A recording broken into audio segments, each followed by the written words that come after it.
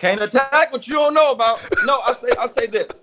I've seen, and this is my rationale. One, I've literally been on a few different parts of that. I've had a woman ask me after 2 weeks of dating, how come you don't post that?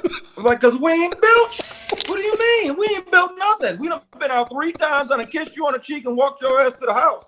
And we haven't built anything. I'm not posting you. People are so worried about the presentationship of a relationship. A presentationship is a real thing. A lot of people have presentationships. You don't have a relationship. Y'all have a whole bunch of really great photogenic moments for social media. Yep. I never imagined my journey would inspire people all over the world. Hello, my name is Nema and I'm from Zambia. So I love the Dear Future Wifey podcast. For me to see people being so real, so honest, and so true about the real situations in life. Hi, I'm Natalie from Belgium, and I would like to say thank you. I value your content because it is Christ-centered. You have set a standard in love. Dear Future Wifey podcast has opened my understanding. I highly recommend that everyone, whether you're single, you're married, you're divorced, you're widowed, everyone to go follow this podcast. Continue with me as I discover, uncover, and recover love. I'm Laterra Sar Whitfield, and welcome to the Dear Future Wifey podcast. Welcome to the Dear Future Wifey podcast. I'm your host, Laterra Sar Whitfield. Listen, if you haven't subscribed yet, what are you waiting for? Stop shacking up with us and hit that subscription button. We're trying to get to 50,000 subscribers by the 1-year anniversary of the Dear Future Wifey podcast, which is coming up on April the 15th. So help me share this video so we can reach that 50,000 goal. Man, I am so excited to have today's guest on the podcast. This is my homie. I've worked with this brother before on one of my plays and a couple of my shows, and just an all-around good brother. You've seen him in Tyler Perry's plays. You've seen him on television shows, seen him in movies. I really enjoy it when I get a chance to break bread and talk to my brothers, especially brothers that are in the industry as actors. So without further ado, put your hands together for my homie, Christian Keys. What's going on, brother? How you doing? Man, let me tell you something. You've been busy. You have been totally busy. God. I don't want to sit at home, man. This is the part of the blessing I signed up for. I want to be working and creating. So how's life been during the pandemic? You been staying busy? Yeah, man. I was blessed to sell my first TV show. Yeah. I created it probably, I wrote the movie maybe 10, 11 years ago, and it ended up being my first novel. Wow. And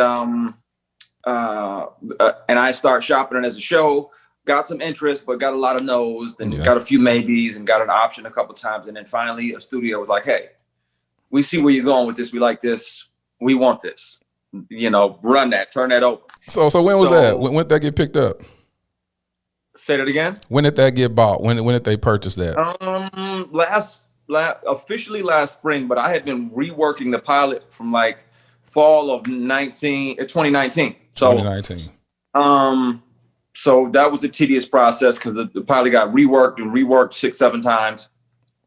They liked the pilot. We were in pandemic, couldn't really do a writer's room. So, they were like, okay, well, why don't you write the season? So I wrote episode 2 and they liked that too. And they were like, we got some changes, but it's here, it's in here. So let's keep that going. So I would turn in an episode every couple of weeks. And, a week later, I would get the notes on the previous episode. And it was a good situation. A really good, really thorough development team. Excited about it. I can't talk about it. When does this come out? Because they still have it's gonna come out Wednesday. It's coming out tomorrow. Oh wow. Okay. So well, Wednesday, yeah. You can't talk about the press release is gonna be out as of yet. So I only have 2 books. So it's either Dr. Feelgood or it's Ladies Night. So it's one of the other. It's based on one of those. And only one of those was my first book, and that's all I'm saying. But it's a really good story. I'm so close. I'm on the edge over here. No, just back up from the edge. Yeah, I'm gonna get off the edge. So let me say this: how does it feel to sell your first like TV show? Like, this is big. It's an amazing blessing, and then to be able to have your creative input valued is an amazing and reassuring feeling. But also the development process lets you know that my process is far from over. Yeah, there's things that maybe in the first drafts or the second draft that maybe I didn't answer, and moving forward, with the notes and the growth that I had to, you really got to stretch as a writer going through these processes. Like, you don't want to get rid of this character. Yeah. But let's say there's a character restriction, or we were in COVID and you can only have so many background extras, and you can only have so many primary cast members. So sometimes you got to merge characters, take this character and that character, and boom, now they got all the issues from both of them. And, it's a part of the process. Yeah. And it taught me a lot. You got to fight for what you want to fight for in the script, but also be a good teammate and be flexible and do what's best for the project. Christian, you and I had a conversation years ago while you were in Dallas with one of the plays that I was directing, and I couldn't shake that conversation. I still haven't been able to shake it thus far, and we're going to talk about that. We're going to dig deeper into your upbringing and some of the stuff that you had to overcome. I mean, I was literally almost in tears in that van while you were just sharing the story. Like, it was just like, it's because you think that you would be in tears sharing this story, but of course this is your story, so you've lived the brunt of the pain while you were going through it. But just to hear it, and to see you not look like what you've been through, like it really messed me up. Today's episode, I like to come up with fun and creative names for the episode. This episode is going to be called Keys to My Heart. And so, that's so easy. It's so easy. Do better than that. I tried to come up with something, but I said, you know what? This is a podcast about love and relationships. So I said, hey, okay, Christian, you're a writer. What would you say? What would you call it? Let me see. Major Keys. Major Keys. Major Keyes. Okay. We're gonna flip it. We're gonna give you the honor of naming your episode Major Keys. I like it. Thank you, sir. Major Keys. So that's dope. So we're gonna talk about these major keys that got you to the point that you are. A lot of people look at you. When I made a post on my podcast page yesterday, the minute I made the post talking about what questions should I ask Christian Keys. And one of my homegirls called me. She's like, "Oh my God, you got my celebrity crush. I love him. He's amazing. He's beautiful. I love everything about him. I love the way he looks. I like the way he's built. I love the way he sings. I love his acting. I love this man." And has never had one conversation with you, but she could say that she absolutely loves you. And a lot of people look at you from afar and they idolize you. Some of them actually obsess over you, and not really knowing who you are as a man, the things you had to overcome. And so on the Dear Future Wifey podcast, I have this moniker of keeping it lit, where we live intentionally and transparently. And you've been an open book, always have been. I want to just dig deep and find out what makes Keys operate in the way that he does, and we're going to unveil these major keys in your life. So let's talk about your upbringing. Let's talk about this upbringing. So touch on that. Man, it was crazy. I was given up for adoption when I was 3.5, went into foster care at 4, bounced around 4 or 5 different foster homes, got adopted when I was 6 by Mrs. Keys. Stayed there until I was 12. And during those 6 years, around age 8, so the last 4 years that I was with her, it got really, really bad. The vicious and violent child abuse. It was horrific. We got beat with anything that she'd get her hands on. And I understand the need to discipline a child and spank a child and, put them over your knee and, stop running across the street so you don't die. That's discipline. That's parenting. But you bring a C home and you get beat. You get too big for the belt and she starts holding the leather side and beat us with the belt buckle. Scalding hot showers, freezing cold showers, stand outside naked in the snow. At 9 years old, and I didn't even steal that money. I stole a few times, just being transparent. I stole a bunch. But that time I didn't even take her money. I don't even know who did actually, but I had to stand outside twice naked in the snow in January in Michigan. And that's the part that messed me up. When you told me that, that's the story I can't shake, is to have a young boy standing outside on the porch, butt naked in the freezing winter of Michigan. Yeah, and like I would be banging on the door crying, and she would crack the door just enough to get the belt through to hit me with it to back me away from it, and then she closed it again and tell me to shut up. And in between, she brought me back in the house. At the first, it was only a few minutes. It was probably like 8 or 10 minutes, but it felt like an hour. Brought me in the house and put me in a freezing cold shower.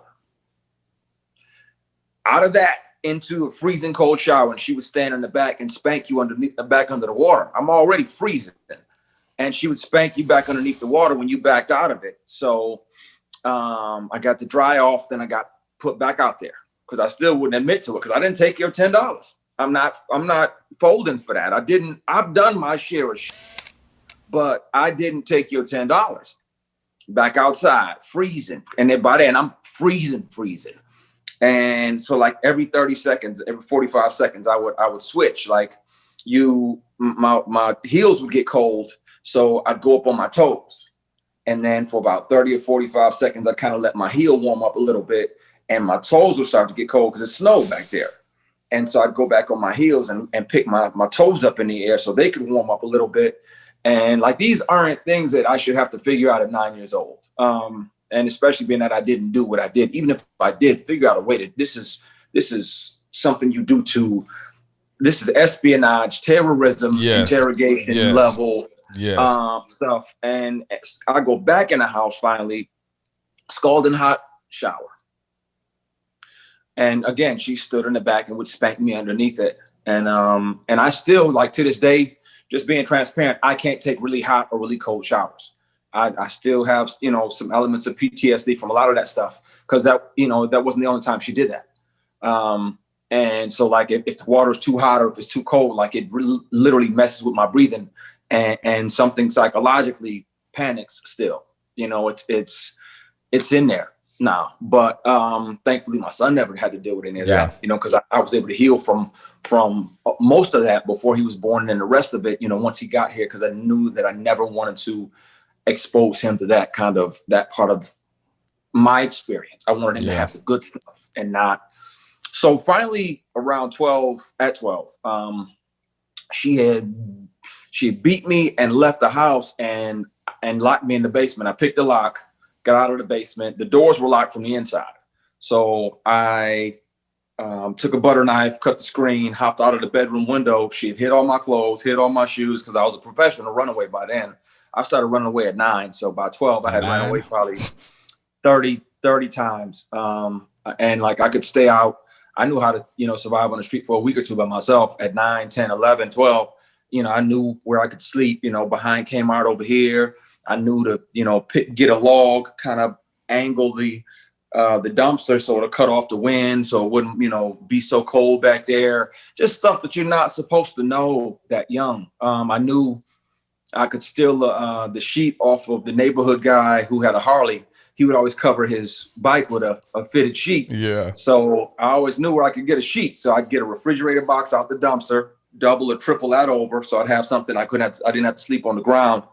And then I'd cover up with that. And I knew to layer my clothing when I ran away. I knew how to, steal food in Kmart and stuff like that, or sneak into the cafeteria during lunch. You got to get it how you got to get it. Yeah. At 9 years old. Yeah, and 9 and 10, and like I said, 11, man, I was a professional runaway by 11. I messed around. I had found this old abandoned garage close to the Kmart's where I used to sleep behind, and I used to hide my runaway clothes. I used to hide them under the dumpster because the truck used to come on Mondays and empty the dumpster. So, Tuesday through Sunday, I was good. I could stuff it under there and nobody would really find it. you know, and they didn't care about my little punk ass clothes. No way, you know, it's some kids' clothes. So, but there was an old abandoned, ashy, half standing, half fallen garage. And I climbed through the little broken window and nobody ever really checked on it. And so I messed around and had a housewarming party. I invited some kids from school. I was like, hey, listen, just bring some candy or some Faygo or some pop. But I was a professional runaway by then. So it was like, it was, you deal, you play the hands the hand you're dealt. Yeah. You got to deal the cards, until better cards come or until you could, create your own damn cards, you got to deal with these things. So, I tried to stay as unjaded by the circumstances as possible. Yeah. But I really didn't have much of a pleasant childhood because I had to grow up and was doing adulting. I would sleep behind the bleachers in the middle school, it was just, I'm asking for, hey, you gonna eat half of that meatloaf, wait, I'd stall. And once everybody left out of the cafeteria, if I knew I hadn't eaten, you might have to rummage through that garbage and you might have to go get the other half of that meatloaf or through McDonald's dumpster. So it was brutal, but I'm grateful for it because it keeps me humble now. And it's like, I don't waste money. I don't take things for granted. I realize it's a blessing to have a roof over my head and to be able to provide for my son. He just graduated high school. That boy done grew up fast, boy. Man, he big as hell. I'm gonna sign him up for I'm gonna trade him to the Raiders or I mean, he was little. We need some help. Yeah, I remember he was like 8 years old or something. That boy done took off and grown. He's a good kid too, man. Good young man. So how does it feel looking at him? Like when you're looking at him, knowing what you've come through and knowing that he was blessed not to experience an ounce of the did you feel like you overcompensated? Did you feel like you spoiled him growing up due to what you've witnessed and what you had gone through? Or did you feel like you had a healthy balance? I think happy medium. Yeah. I think I was honest with him, brutally honest about the stuff that I went through. Sometimes, he would cry during the stories when he was younger. I told him when she beat me, when she hit me in the head with a hammer because I forgot to hang up my coat. Hold on, hit you in the head with the hammer? I was 8. That was my first beating from her. We had a snowball fight the night before with Preston and Roro from up the street. And they were like bigger, they were like a year or two older than us, but we'd always hoop, we'd always play football. They always won football, but they took these L's with the snowball fights.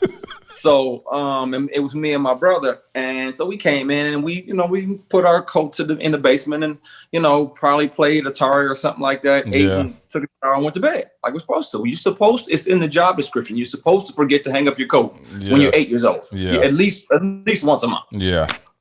Get up in the morning and she barges in the room with the skinny yellow wiffle ball bat in one hand and the fat plastic wiffle ball bat in the other one, and just start boom, boom, boom, boom, goes to town on my brother because his bed is closest to the door.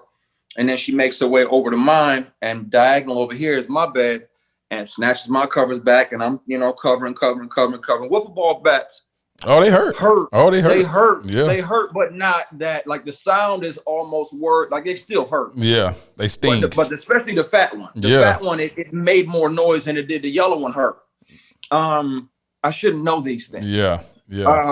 I shouldn't be able to tell you in detail about that. But so finally, I make it downstairs. There was only 2 metal coat hangers left in the basement. My brother found the first one, hung his coat up, and went back upstairs. Right next to where he found the first one was the second one. It was already unraveled. She had already decided that whoever was the last one downstairs, she was going to beat their ass with that coat hanger. So it's standing up, and I'm grabbing it, trying to, bend it and fix it so I can. And she starts coming down the stairs. I'm like, oh.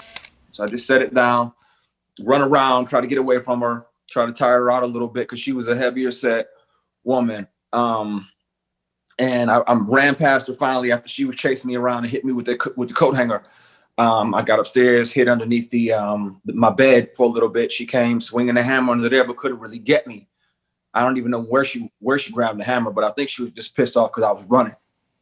And so I went and hid under the kitchen table and we had one of them big vinyl cloths that went all the way to the floor, that tablecloth. Yeah, you know yeah, that the big thick one with the that little thing print was, on it. It was almost bulletproof. Yeah. Like you could pour bleach on it. It didn't even matter what nothing go. It was invulnerable. It was impenetrable. Yeah. Like, so I hid under there thinking, and I'm just praying, oh God, it's a cold. And I heard her footprints and bang. And I just remember seeing white, holding the side of my head here, and my face getting warm, and I start catching some of the blood in my hands, and then I'm really praying. I'm like, okay, God, come on, please make it stop. I was 8. I didn't kill anybody. I didn't stab her. I didn't smack her. I forgot to hang up my coat. And yeah, so like when I told my son that story, he was like tearing up, but he's a tough kid, so he tries not to show it too much. But so I know when he shows it, it really gets him. But I just try to explain to him, like, dude, I hope you understand. Like, we have our hiccups, we have our, if you skipping school or you doing some nonsense, I'm gonna chastise you. But you will never experience anything like I did. You will never ever be locked in the basement and starved or stomped and kicked if you fall during a spanking. She would stand on our chest. She stood on my chest and would give me whole dissertations. If you fell during a spanking, she would finish. And then if she was still angry, once she got tired of talking, she'd let you get back up and keep beating you. Like, she was a piece of work, man. And I think what helped me not carry that over to my son was finding the strength to forgive her. At what age? What age was that? And then not to blame myself. Yeah, I laid on my floor one day, probably 15, 16 years ago, and prayed for her. And it was one of the hardest things I ever had to do. But I knew I needed to, and I could tell, like, because God kept just nudging me and kept tapping me on my shoulder, like, hey, you need to face that so you can set that down. And I'm like, how? Like, he kind of put in my spirit to pray for it. I'm like, I don't want to pray for her. I don't want to. I don't want to wish her well. He's like, that's the only way you're gonna be able to set that down, man. So it's your call. And he kept kind of nudging me. And one day I really tried, and I broke like an old plate, man. But I was able to set that down. And then shortly after that, I tried to call and tell her I forgave her, and I had found out she had already passed. Wow. Because that beating when I was 12. It got so bad, I ran away. I wouldn't let anybody clean me up. I made the authorities take pictures. And so when they finally believed me, I had been telling them for 4 years, like, yo, man, she's beating our. Oh, the boys, they're just making it up. They just making it up. We weren't making it up. She was crazy. And so we go to court, and they're like, okay, you relinquish the adoption charges. We'll drop the charge if it's okay with Mr. Keys. So I was like, where do I sign? And that was it. But she still got the last laugh because she got to keep my brother with her. So wow. I didn't see him for like 10 or 12 years after that. So you were how old? You were 12 when that happened? And he was 13. So I didn't see him until I was 22 when he was 23. So where did you go after that? You got adopted by someone else? She took him to Phoenix. I went back into the foster care system. And you never got adopted after that? Eventually I did, but I mean, after everything that I had been through at that point, I was angry. And then you multiply that with the fact that, every 6 or 9 months, other than being at that window of adoption, every 6 or 9 months, I'm in a new home. So I never really learned how to make friends. I'm always the new kid and the odd man out. Yep. Some kids are misled. Some kids are just kids. And then certain kids are jerks. Yeah. And I met a lot of jerks, and I had already this, this anger built up. So when they would pick on me because I was a new foster kid, you would lose it. I would lash out, and somebody would catch a school book or a whole school desk. He said a whole school and desk. I was little too. I was like 5'2", 5'3", 5'4". Like I was. You throw a whole desk at him. I was 5'4". Throw a whole desk at him. Yeah, a whole desk. Yeah. One dude caught a chair. I had a principal that caught a desk, and I had because he pushed me against the wall. He shouldn't have touched me. He was disrespectful. Yep. So, he caught a desk. I still can't go to that middle school no more. I'm banned for life.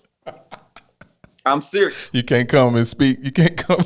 I can't come back. You can't go. You can't come do career day. Can't do career day. I think they might lift it if I buy like some basketball uniforms or some warm ups or something. But yeah, he was. I was talking back and I was a little reckless. And I tried to walk away and he shoved me up against the wall. And Triggered. I kind of bumped my head. Nothing bad or whatever. Yep. I'm like, I'm not the one. No one's gonna beat on me again. Yeah, and that's my whole thing. I'm not taking no more L's like that. Yeah. Not if I can help it. So, I had, going back into the system, I had a lot of anger and resentment towards the system, resentment towards authority because they wouldn't help me. Yeah. I was asking for your help and you wouldn't help me. I begged for your help. We brought you pictures before. Yeah.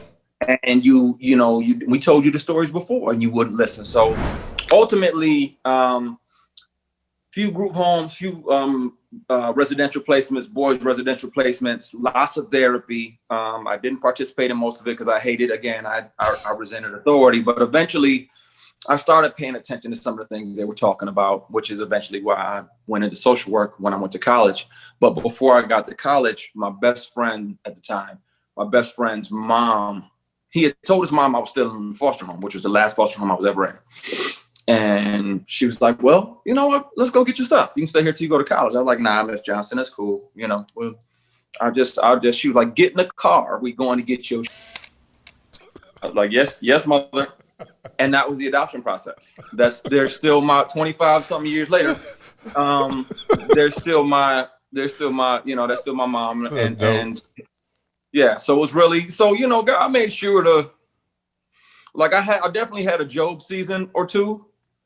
That's beyond the Job. That's beyond the Job, boy. That's beyond the Job. Yeah, that's. But he rewarded me for not caving, and then he did it again even when I came out here. Like a lot of work that I was offered would have cost me my soul or cost me my morals and my values, and I didn't want to. I'd rather take the scenic route, the long way around. Yeah. Sometimes that shortcut will cost you your soul. It will. It may take, what they say, it may take me longer to get there because I'm dragging my integrity with me. Talk about it.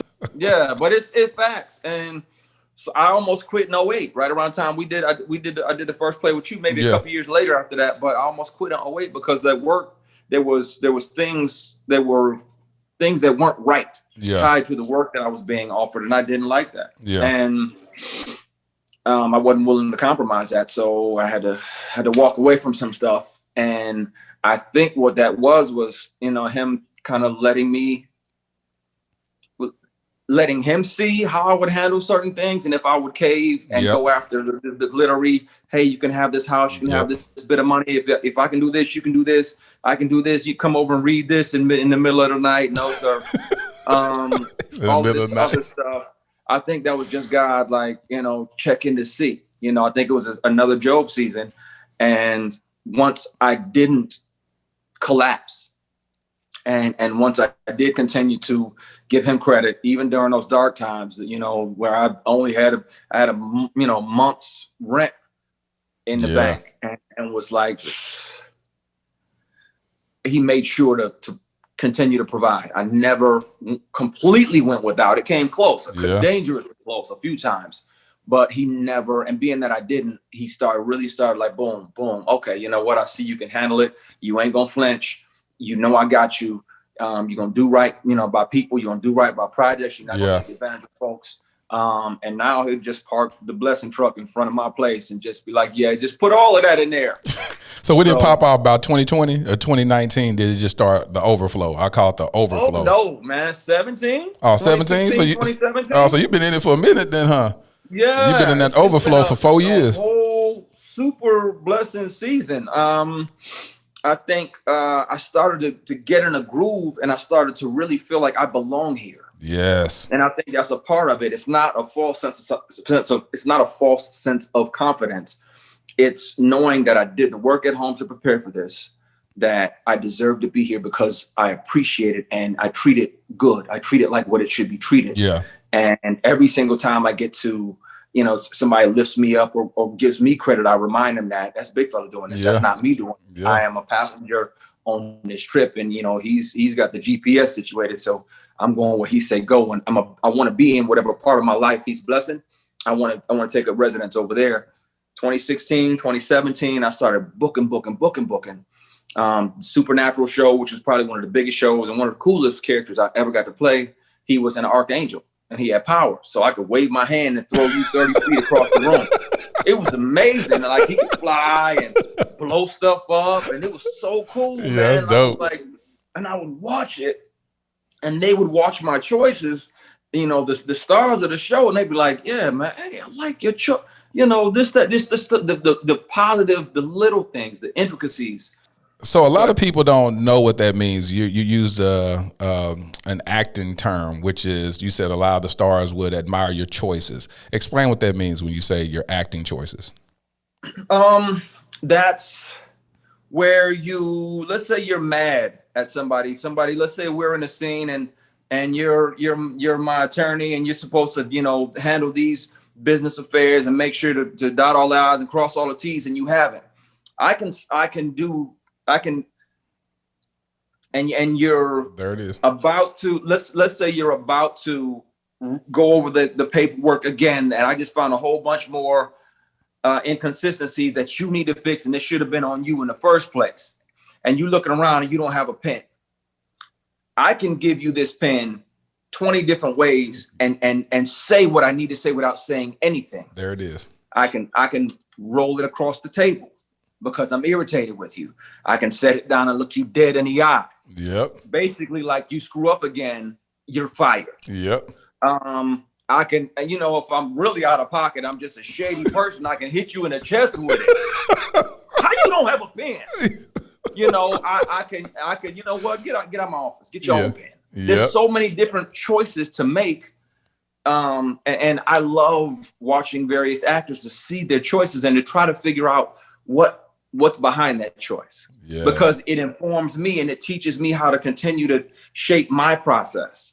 So just the choices and things like that. And then, like, the very next major show that I booked was Legends of Tomorrow. I go from playing an archangel to playing a demon. The person who I was in love with on that show sent me to hell. Apparently they were like a witch or something. And I come back and I'm a demon, and I can pull the soul. That's the exact opposite of the angel. I can pull your soul out of your body like that. And my face was all distorted sometimes, and I'd walk past people and they would just start fighting, and just, the evil, this aura. It was so fun. It was amazing.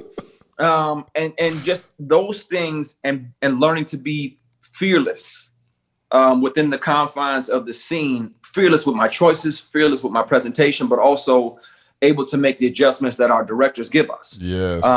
So it's my job to prepare the hell out of it, prepare it, season it, saute that thing, rotisserie that thing, and still be flexible Yeah, enough. But you also got to be flexible, because they might see something else. They might love what you're doing. Okay, tweak this, change that. Or they might give it an overhaul and make it even better. And we have to be able to make those changes. And when you can, directors are like, that was good. Yeah. You take notes really, really well. Yes.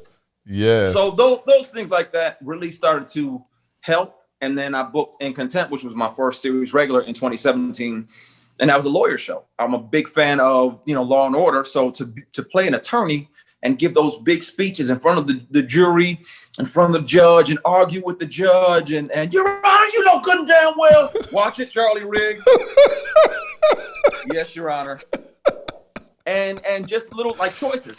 With Charlie, every time he gave every time he addressed the jury or questioned a witness on the stand, he had his pen, and it was kind of like he was an orchestra director. Yes, and it was kind of like it was his way of and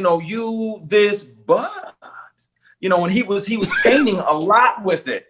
And when he created that in trouble, he put it up. You created that. He got in the groove, he pulled that pen back out and get to, that was his little wand. And it's just a choice. I could have done it without it, but I had so much more fun with it.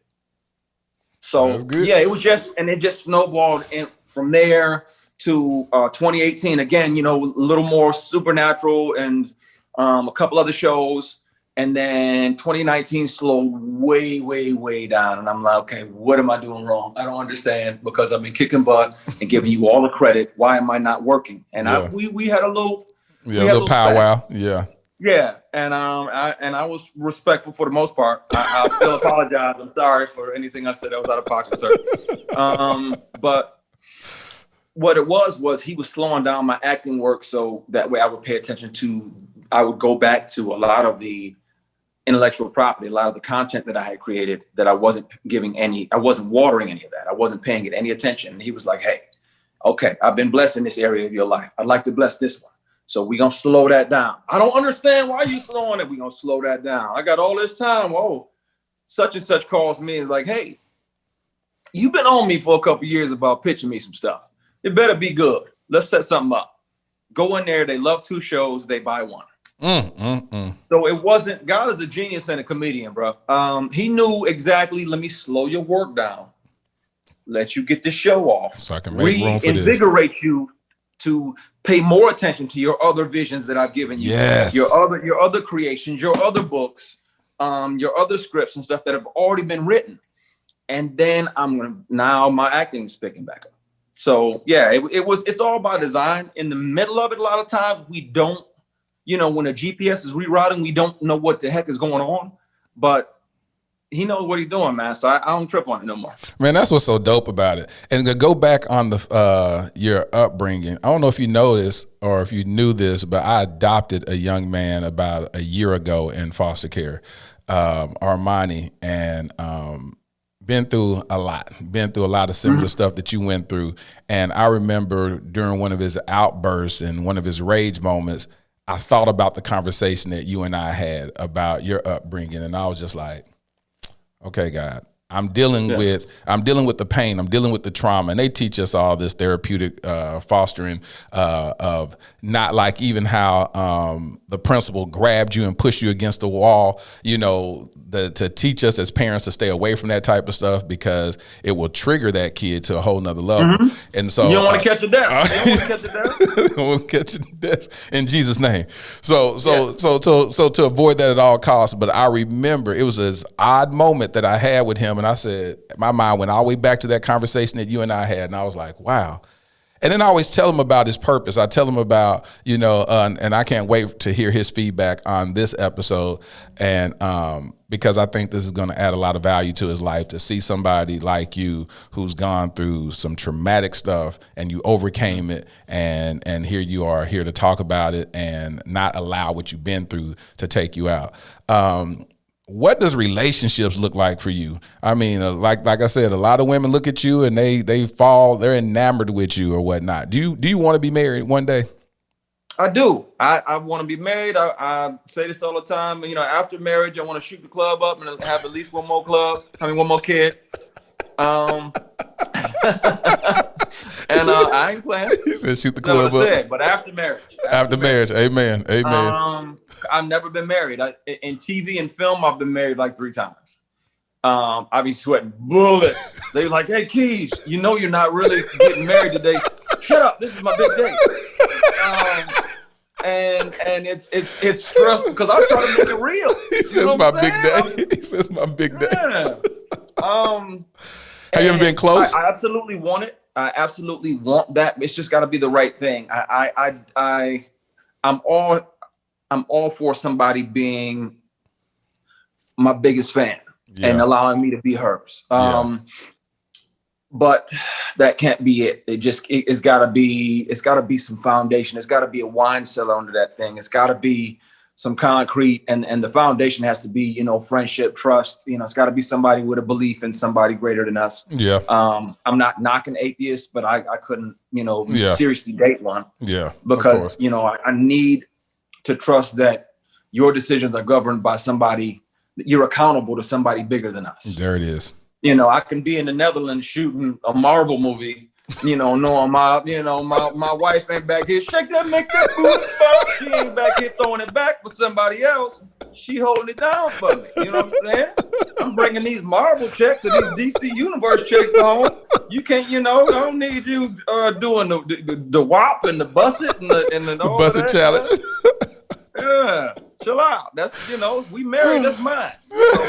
So, I think that's important. I definitely want that. I definitely crave that, but it's just got to be right. I've had probably 3 or 4 lengthy or semi-lengthy relationships since I've been here in LA. One was like 2 years, one was like 3 years, one was a year, and my last was about a year. And I just want it to be right. It needs to be peaceful. We grind and we fight every day outside the house. I can't be at war when I come home.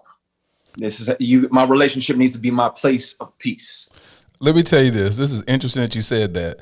One of my homegirls said, like I said, I posted some questions and she called and I said, why do you think Christian Keys isn't married? She said, because I believe that he wants peace. I believe that he wants the type of woman that will provide peace in his life. I said, really? I said, what made you say that? She said, when you're a guy like that, that's operating on those levels, all you want is a place of peace. And I said, that's interesting. I said, I thought you would say something like, well, he's a player. He don't want to be committed to nobody, all that. She said, no, I don't see that. I just see that he wants a place of peace. I said, yeah, I want the humor and the bond. And it's funny. It's reversed. A lot of my friends, started getting, in peers, and associates, because there's different levels of that. They were getting, even cats, in my work peer group that I look up to, whether they know it or not. And some of them do, but, they got married earlier, they got married recently or whatever. But I was the first one out of all of us with a kid.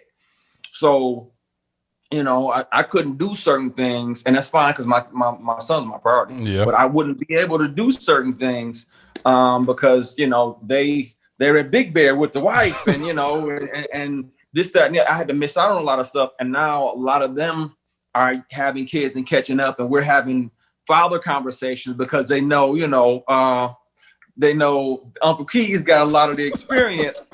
But I'm also looking and longing to be where they are as far as finding that mate and that help meet, that soulmate, that person that just, I don't expect perfection. I'm a realist. It's not always the other person. I do realize that, sometimes it is me or it has been me. I'm a firm believer in taking accountability, but I'm also a believer in, if we deal with it and we talk about it and you're working on it, then I don't need to nag you about it. If we dealt with it and we talked about it and I'm working on it, then you don't need to beat me over the head with it. Good. Let's just trust, and love each other enough to know that we're going to work on that we mean enough to each other to actually work on the things we said we're going to work on. Do you always date with intentionality, or do you just date like you may have some people you're like, I'll kick it with or hang out with, but then this girl I'm gonna truly pursue? Is every female encounter that you come into, that you bring them into your space, is that always intentional? At this point, yes. Yeah. It hasn't always been that way, but now it's with purpose. You meet somebody, you get to know somebody. Like if I get a vibe, like, she might still be healing from the guy before or a couple guys before, and she might be a little violent, I'm gone. I can root for you and pray for abundant blessings from a distance, but I can't like, I'm not going to waste a woman's time, and bring all kind of chaos into her life if I'm still at war with myself. I ain't gonna go mess up her peace. Don't mess up my peace if you still at war with yourself. We're all healing. Yes. And we all got a chapter we don't read out loud. But if some of those things are toxic, if you are toxic in some spaces still, then maybe it's best for you not to be in a relationship yet. Fix that toxicity. Yeah. And heal from that.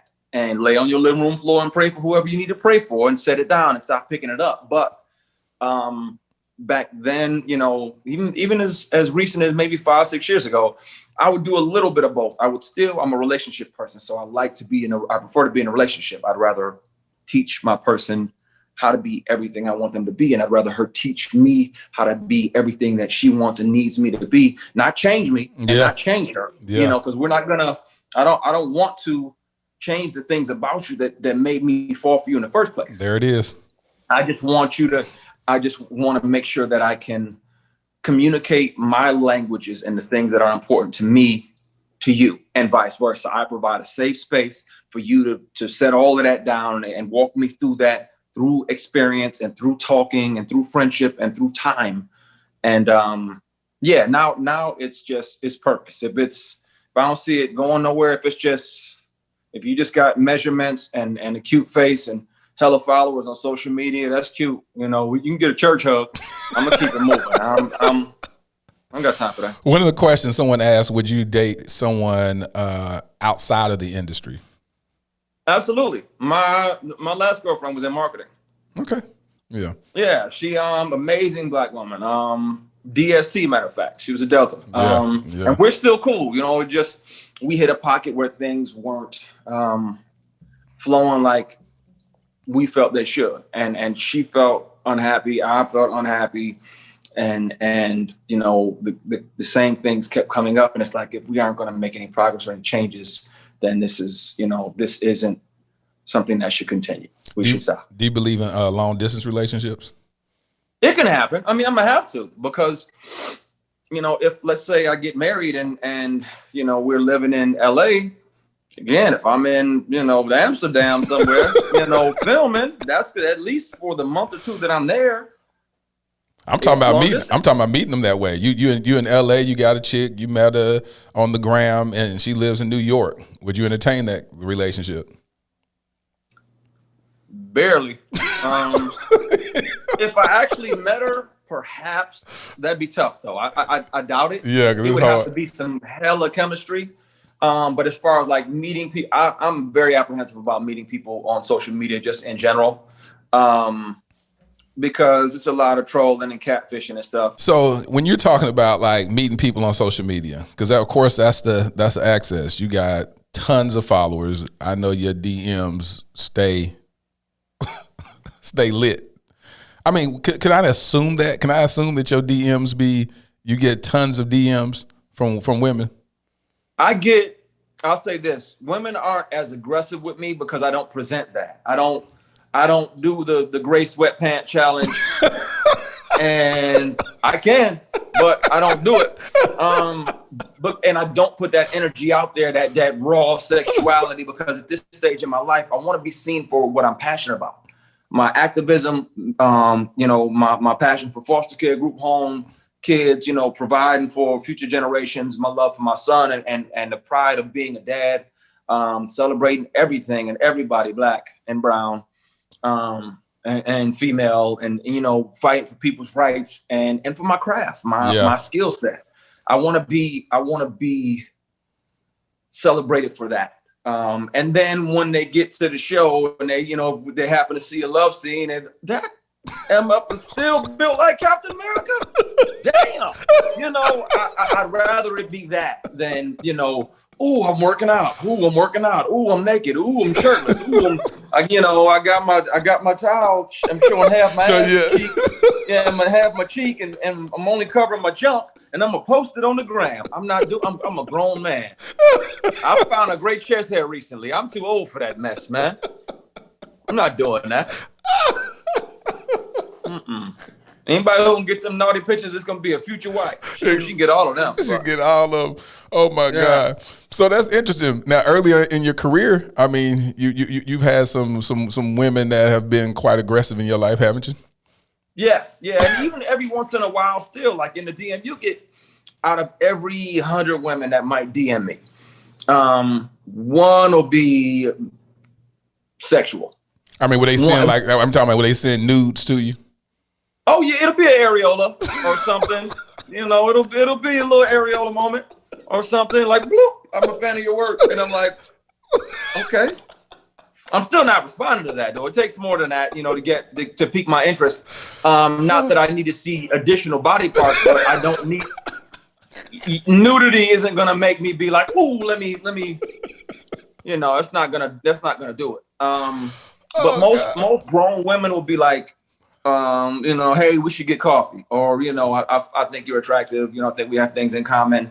You know, that's a reasonable and human thing to do. So that makes sense. You know, but like really the only DMs that I'll respond to for the most part is if it's people I actually know. Yep.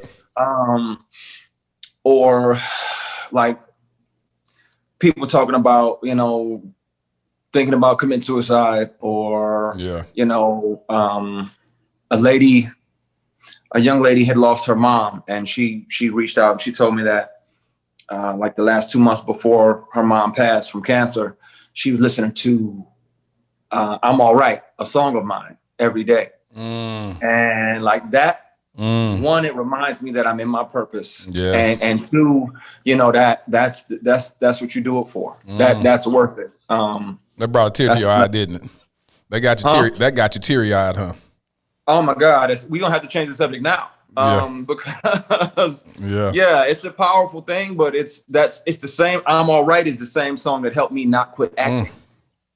So God put that in my spirit to save my career and to give me strength and to encourage myself. But it's also been a blessing to a bunch of other people. Another young brother said the same thing. He hit me up, and he was like, you know, I was thinking about, you know, commit suicide, and your song helped me not do it. And I absolutely had to walk away because I started tearing up immediately. So we're gonna talk about something else, like quesadillas or something right now, because I'm not gonna be on your podcast boo-hooing, man. Boo-hooing, man, but that's dope. That's your purpose. You know what I'm saying? And the fact that you overcame everything that you came through, you writing songs like that, helping other people. Because I can just only imagine at your lowest point what type of thoughts you had. Did you ever have any suicidal thoughts while you were going through something? Yeah. Absolutely. Yeah. And that's why those stories resonate with me. Yeah. I absolutely was broken.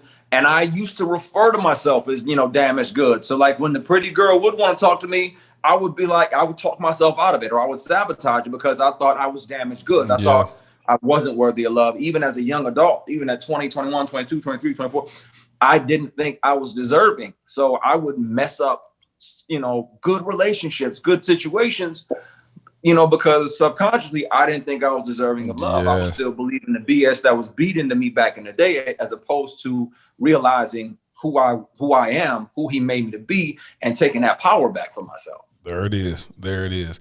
Do you believe in love at first sight? Do you think have you been so much, like I call it, a realist, because you've experienced so much stuff and dating and all that, and the older we become, the more skeptical we become in relationships. Like, nah, we're gonna go through all the seasons with these women, versus meeting someone, connecting with a high level of chemistry, as you said, and saying, you know, I want to marry her, and make a decision to marry her within a year. Do you think that's possible?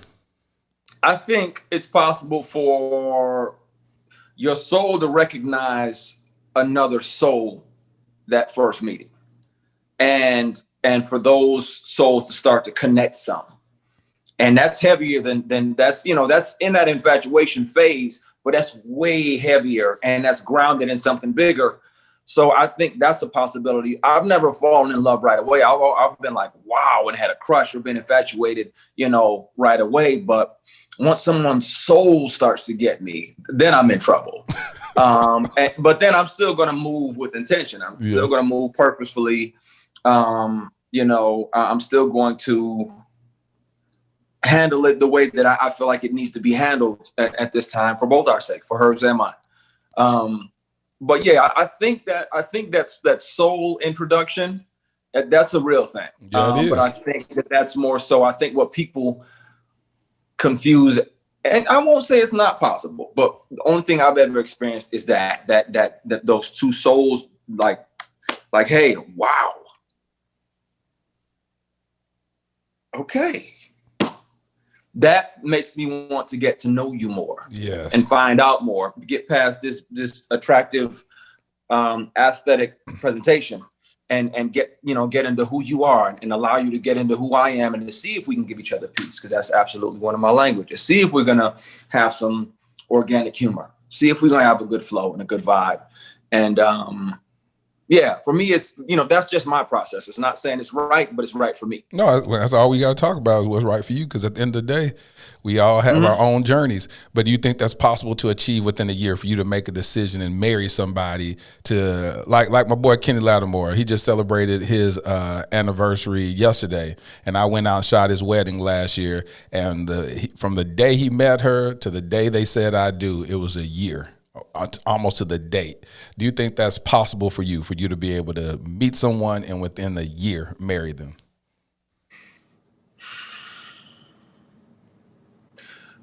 That'd have to be the minimum. That'd have to be, because I've been engaged before. She got cold feet and sent the ring back, and she's an amazing woman, but she started acting different, than what I was used to.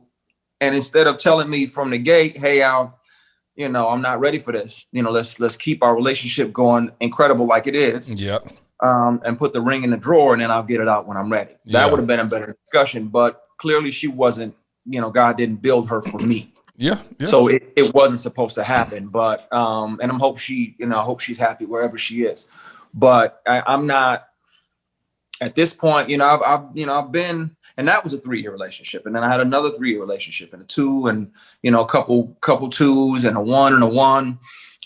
Ultimately, with the goal of, especially every relationship that I've had here, with the exception of 1, I didn't know how much of a future I saw with her. I just knew I was crazy about her. Yeah.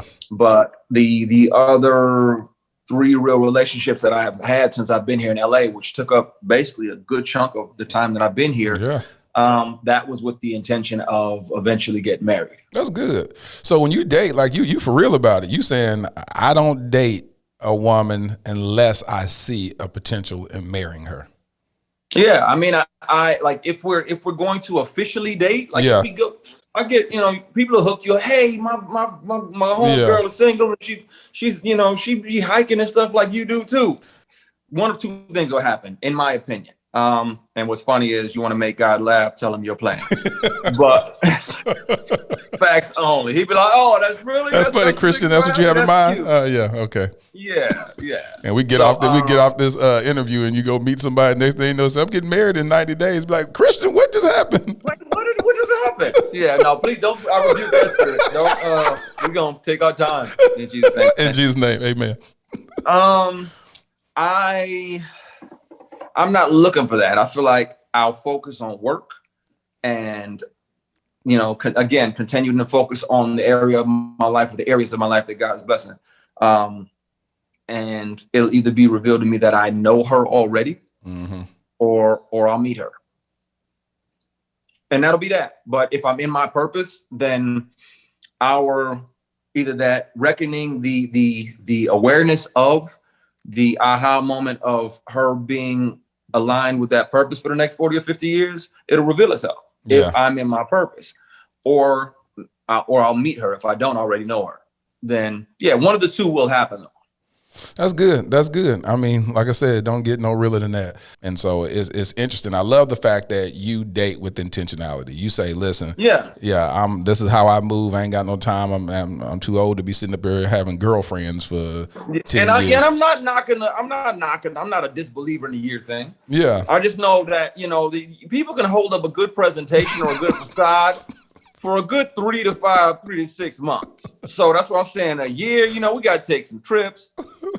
How do you carry yourself the same way you do when you're not with me? Do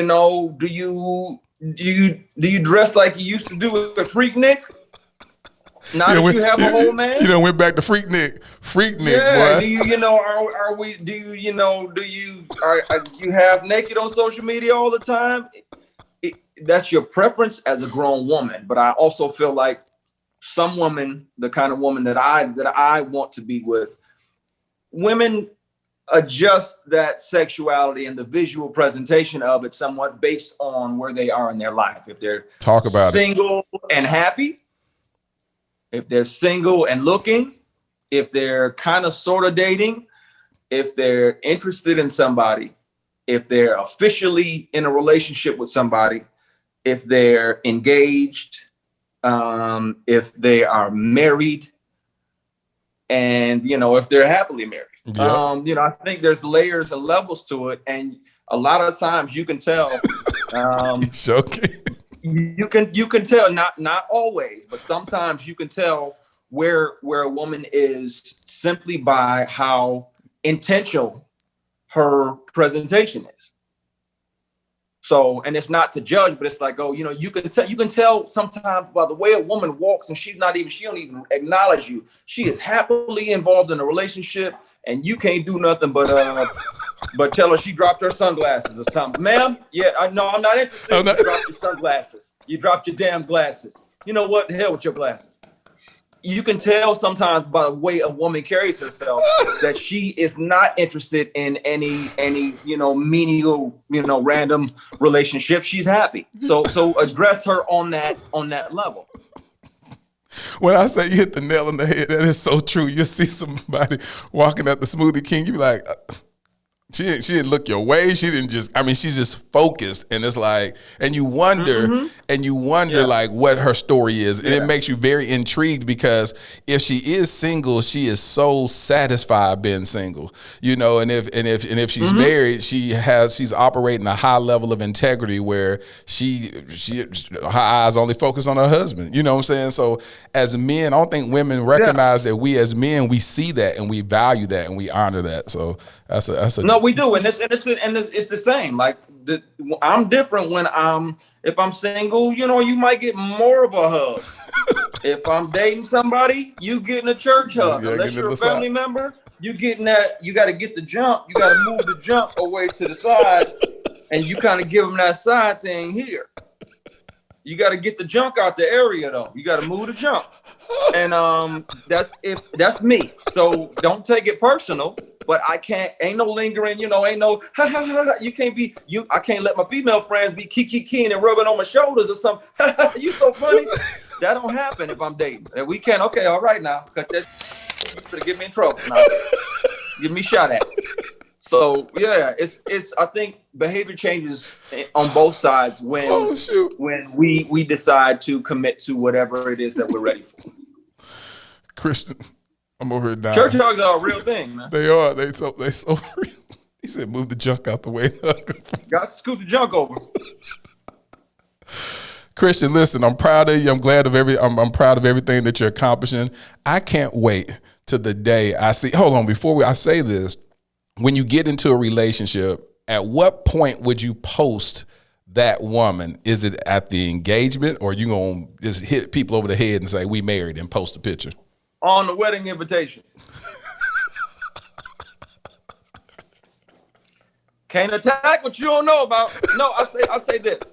I've seen, and this is my rationale. One, I've literally been on a few different parts of that. I've had a woman ask me after 2 weeks of dating, how come you don't post that? I'm like, because we ain't built. What do you mean? We ain't built nothing. We done been out 3 times and I kissed you on the cheek and walked your ass to the house. And we haven't built anything. I'm not posting you. People are so worried about the presentationship of a relationship. A presentationship is a real thing. A lot of people have presentationships. You don't have a relationship. Y'all have a whole bunch of really great photogenic moments for social media. Yep. That's it. And I have seen people spend $250,000 for a wedding, for a marriage that ain't worth $15,000 or $20,000. Yep. And I'm not going to be that person. I'm not valuing the visual presentation, the oohs and ahs over what's here. If I bulletproof this, and then they see me and my woman at the concert, hey, Keys, I heard you was at the concert with a shorty. I was like, yeah, I guess if you saw the picture, that must have been me. And that must have been my woman I was with. And at the comedy show and over in Cancun or Jamaica or whatever, they'll see us when we out. Yeah. But I'm not advertising until it's time for that. And if that's a priority for her, then that's probably not the right person for me. I want to focus on the relationship and the concrete nature of it. And building that foundation and making that thing bulletproof and Kevlar and Teflon. And once that's there, then it'll take care of itself. It'll start, people start seeing things. They'll start seeing us post, and we won't even think about it. Hey, babe, I put that picture up today. Your butt was looking real good in them jeans. I had to put it up. And it'll just kind of be something that happens by its own. That's good. That's good. That's real. That's real. I believe in that same philosophy though. Like, yeah, I'm not finna be, because if you operated on the other spectrum, you'll be posting different girls and be one minute, what happened to her? Next thing you know, a couple of weeks later, you posting another. Come on. Yeah. And then you got to keep going back to your social media and deleting stuff. Delete all of these pictures. This one got 40,000 likes. I gotta delete this. I'm not going through all of that, man. When y'all see me post, it's real love. Yeah. And that's that. And it's solid. Yeah. It's solid. It's something that you believe and I'm is happy long term. and I got peace. So be happy for me. And nobody didn't swindle you and force you to post it. Yeah, that's it. Yeah. When you gonna post us? We ain't built nothing. A couple weeks later, I ain't gonna say who she was dating. She was dating a well-known comedian. I'm like, damn, you moved quick. She wasn't into me. She was after that next come up. Bless her heart. I hope she ends up happy. Did he post it? Was it posted? He ain't posted. Bless his heart too. It ain't my business. But she lost both times. She said, somebody gonna post me. She said, I need some likes. Fresh L. That's okay. Listen, I'm happy for it, man. It's that was God's, and I'm quick to be like, God, if this ain't right, yeah, shake it up. Yeah. Please remove this relationship. Let it be so chaotic that we can no longer stay. Like, please make it obvious. Yeah. If not, then please give us peace. Yes, give us peace in this thing. And he will answer. But we just got to be ready and prepared to have that person ushered up out of our life. Yeah. Yeah.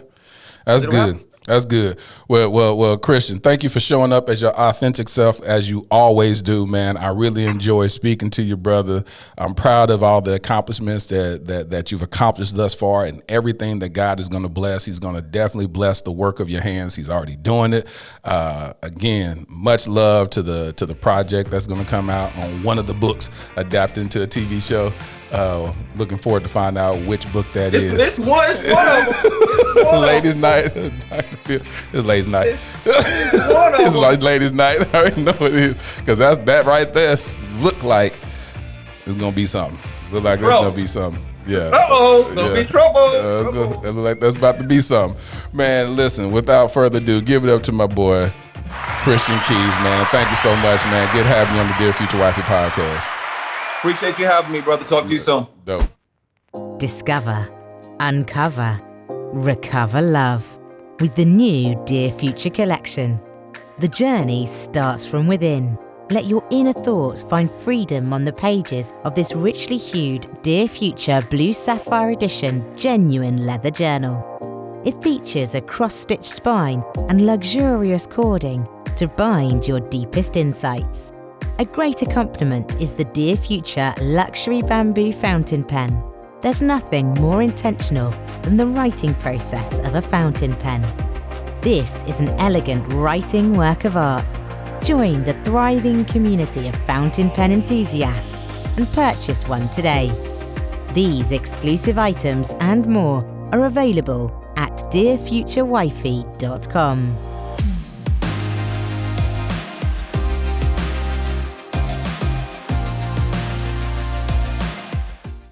Really enjoyed talking to my boy Christian Keys. Like I said, I've been knowing this brother for many years. I really wish I could have had him in the studio. I feel like I just really dislike doing virtual interviews or conversations with people, because it lacks a level of intimacy that I prefer while we're in person. Well, this is an interesting month because this is my birthday month. Y'all hear me talk about that all this month. My birthday is March 29th. And I've decided that this is the month where I begin to date intentionally. On my podcast, I say, journey with me as I discover, uncover, and recover love. The discovery phase is what y'all have witnessed thus far, where I've been gleaning information from different guests, as well as doing the work on myself to really come up with what I truly desire in my wifey, and made my list, and it's pretty interesting. It's pretty interesting. I think it's pretty dope on what I desire, what I believe, looking over my past relationships that didn't work, things that I wish that I had in those relationships, things in myself that I felt like I needed to overcome to become the one for the one. And so now it's time to start shaking some trees and seeing what kind of fruit falls out of it. So dating with intentions means this: even before the confirmation of her being the one, I will still treat her as if she is. Let me say that again.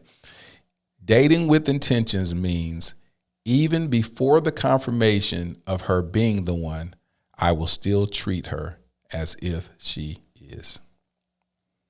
What does that truly mean?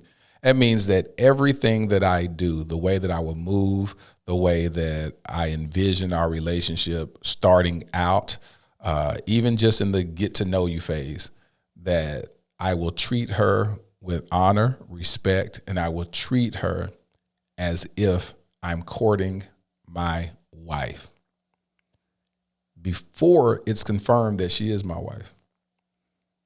That's why it's so important for me to walk in this act and this vow of abstinence, because it sets the precedence of truly seeing the person for who they are, giving each other the space to be able to function in our truth and our authenticity and our transparency without being jaded by sex and allowing that to enter and possibly destroy the relationship. So that's where I'm at right now in the month of March as I approach my 43rd birthday.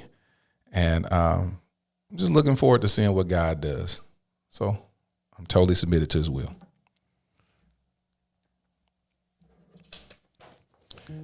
Dear future wifey, I feel you closer. Like my own breath against my upper lip, I feel you closer. My mind has shifted from casual to intentional. You won't become a casualty like Jesus on the 40th day after his resurrection. I'll love you ascensional to heaven and back. Our hearts will dance like Fred Astaire as I stare into your eyes and inhale your rare air. Let's dance. Your oxygen resuscitates my soul. You stand so regal and bold. I see it for myself. I don't need to be told. Let's dance. Follow my lead. I got you, wants and needs. Baby, let's agree. We'll follow the melody in our hearts as angels play strings, and we'll dance. We'll dance. Baby, we'll dance from holy matrimony into eternity. Your future hubby. Thank you for listening to the Dear Future Wifey podcast. Remember, be lit, live intentionally and transparently, and don't stop loving. Make sure to subscribe to our Dear Future Wifey YouTube channel. We're available on Apple Podcasts, Google Podcasts, Spotify, and Stitcher. We welcome your support. Simply share our podcast with your friends and family.